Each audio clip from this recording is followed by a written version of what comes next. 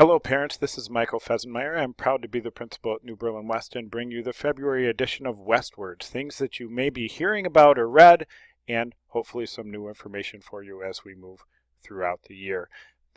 At this time of year, we're finding a lot of student activities and positive student activities that involve our athletics and our different activities. We've got students that are closing the athletic season, participating in the tournament season at this point in time.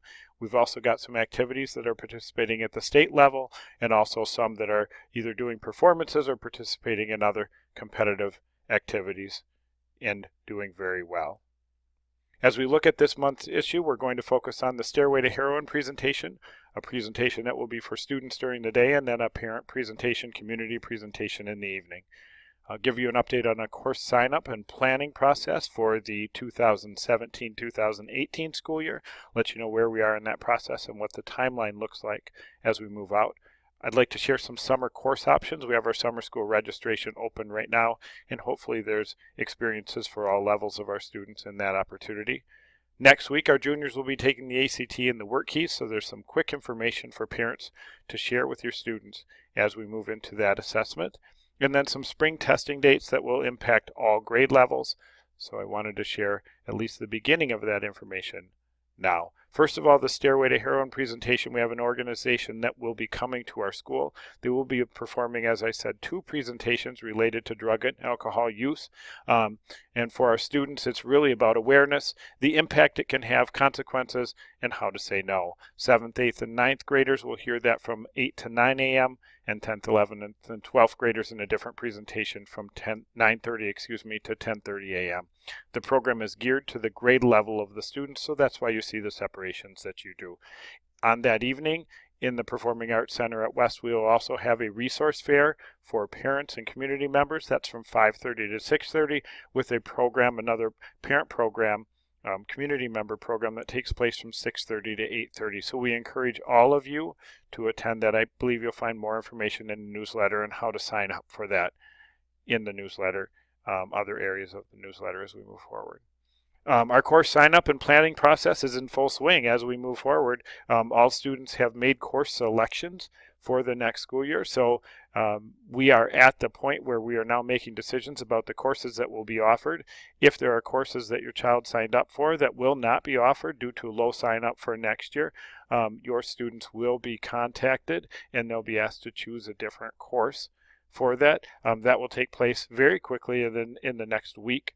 And then we'll begin building the master schedule based on student course choices, and students will be scheduled. So by mid-April, our hope is that we have that master schedule created, and then counselors will begin working with students and addressing any conflicts in schedules. And so during the month of May, you may hear of counselors, or you may hear from counselors as they work through any conflicts that students might have with courses being offered at the same time and students needing to make some choices related to that. And approximately June 1st, schedules should be released to students and families, so you have them before this school year ends and you know where we're headed moving forward into the next school year. Just some information to note, the entire schedule is based on student choices, so the student choices that were made at the beginning of February is how we build our schedule. So at this point in time, we are where the changes in the student schedule are now based on either courses conflicting or due to an adjustment that's identified by the school, and whether it be that conflict or whether it be prerequisite courses or questions related to that. If your student has a conflict or there's a need for a change, you will hear from the counselor. The student will be contacted for sure, and at times there's importance for the family to be involved in any changes that are made. So you'll hear from a counselor if there needs to be a change from those courses requested for course sign-up moving forward. Summer school options for our students. Now we're in the sign-up period for that, and that sign-up period will take place from now, and it's open through March 17th. You'll see a website link in the middle of the page. You can click on that, and that takes you to our school website, and it will help you to identify different options that are there and how to sign up for those different options. Contacts for summer school should be Ms. Gavin in the Student Services Office or your student's school counselor. Summer school dates will be identified through that website link. You'll find all of them very much the same length with the exception of full year math courses, which run a little bit longer. Again, the registration is through Infinite Campus as identified below.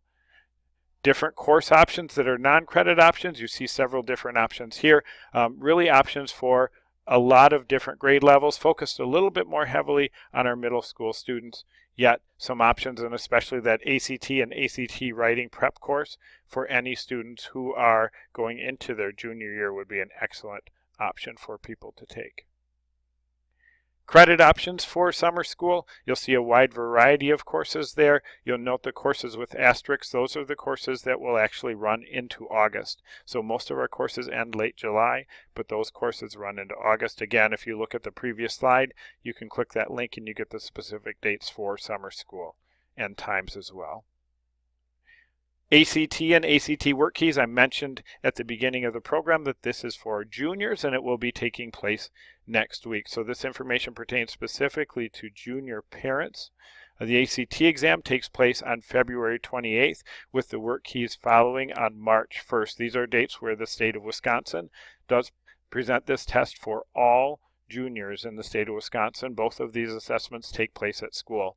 So we're asking that students arrive at school and find their testing location by 7:30 a.m. Some other things to remember: a good night of sleep, breakfast, and hopefully coming prepared to do their best on that assessment. Just some important reminders for every day, but most importantly on a day when you're taking an assessment such as this. Students are reminded to bring their calculator. So they'll need the calculator on the assessment, 2 number 2 pencils, and then please do not bring phones or electronic devices into the testing area. If students bring those to school, we ask that they put them in their locker prior to the testing time so that those aren't things that we have to collect from them during the test. It does void the test if those things are brought. So just some reminders: calculator, number 2 pencils are a must, and not electronic devices. Spring testing dates, this is just a very quick touch base. We will have 2 spring testing dates near the end of April, and these are days where we will not run a normal school day, yet expect students to be in attendance for the different things that we have. So there will be specific schedules coming out in the future and more communication.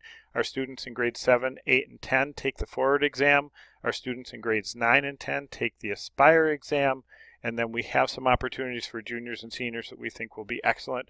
College and technical school visits. We'll have a variety of colleges and technical schools that students can choose to attend on one day, and they will be visiting those different places and learning more about those institutions. And for seniors, we're working on some service opportunities for them, so they should be looking for those opportunities. Should be a really positive experience as well. And then we're running some advanced placement course review sessions for any students who are in AP courses. So as I said, more information to come, and please look for this within the coming month. You'll see direct communication for grade levels of students who are participating in that assessment. As we wind down, I just would like to thank you for your involvement in our school and our school community. Thank our students for their efforts. We're having a very, very good school year, and as I said before, we're in a very busy time, but a time where our students are performing extremely well, both within our school building and outside, as they're representing us at the local, state, and sometimes national level. So we're really excited about things to come, and thank you for tuning in. We hope you have a wonderful rest of the school year. Have a great day.